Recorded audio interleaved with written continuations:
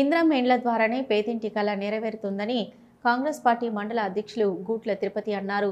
జయశంకర్ భూపాలపల్లి జిల్లా చిట్యాల మండలంలోని గుంటుపల్లి గ్రామంలో ఇందిరమ్మ ఇల్లు వచ్చిన లబ్ధిదారులకు ఎమ్మెల్యే గండ్ర సత్యనారాయణరావు ఆదేశాల మేరకు కొబ్బరికాయ కొట్టి భూమి పూజ చేశారు. ఈ సందర్భంగా మాట్లాడుతూ గత ప్రభుత్వం పేదవాడికి గూడు కూడు పథకాలు అందించకుండా మోసం చేశారని అన్నారు. ఈ కార్యక్రమంలో జిల్లా అధికార ప్రతినిధి దొడ్డి కిష్టయ్య, కుమార్, నాగరాజు, శివ, రామకృష్ణ తదితరులు పాల్గొన్నారు.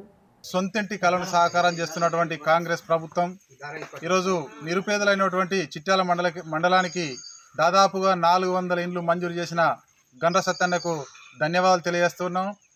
ఈరోజు గుంట్రుపల్లె గ్రామంలో ముగ్గు వేయడానికి ఈ కార్యక్రమానికి మేము మండల కాంగ్రెస్ పక్షాన రావడం జరిగింది.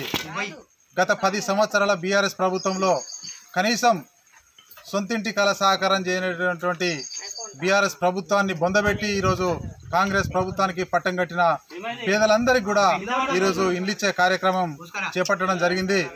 కాంగ్రెస్ ప్రభుత్వానికి మరియు మా స్థానిక ఎమ్మెల్యే గండ్ర సత్తన్నకు ధన్యవాదాలు తెలియజేస్తూ ఈరోజు నిరంతరం కృషి చేస్తున్నటువంటి ఎమ్మెల్యే గారి మీద మొన్ననే ఒక బీఆర్ఎస్ వర్కింగ్ ప్రెసిడెంట్ కేటీఆర్ వచ్చి మొన్న ఒక భూపాలపల్లిలో సభ పెట్టిండు. ఆ సభలో మరి మాజీ ఎమ్మెల్యే గారు కొన్ని మాటలు కూడా మాట్లాడడం జరిగింది.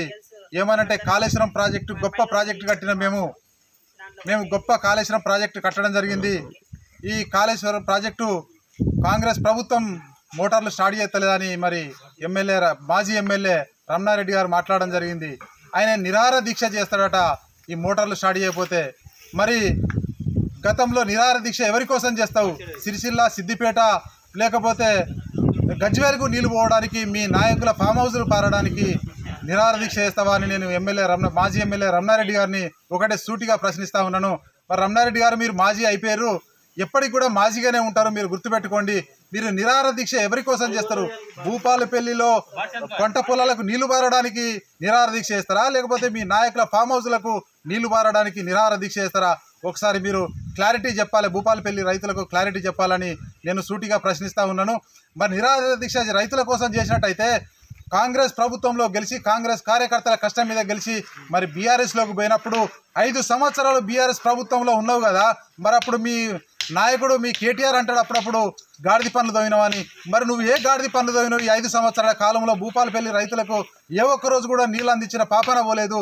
కనీసం ఒక స్టేట్మెంట్ కూడా ఇవ్వలేదు. కాళేశ్వరం ప్రాజెక్టు నీళ్లు మరి భూపాలపల్లి రైతులకు రావాలని ఏ ఒక్క రోజు కూడా స్టేట్మెంట్ ఇవ్వలేదు కదా.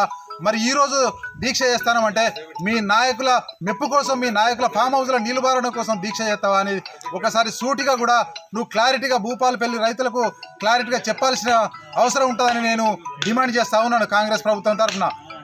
ఓకే.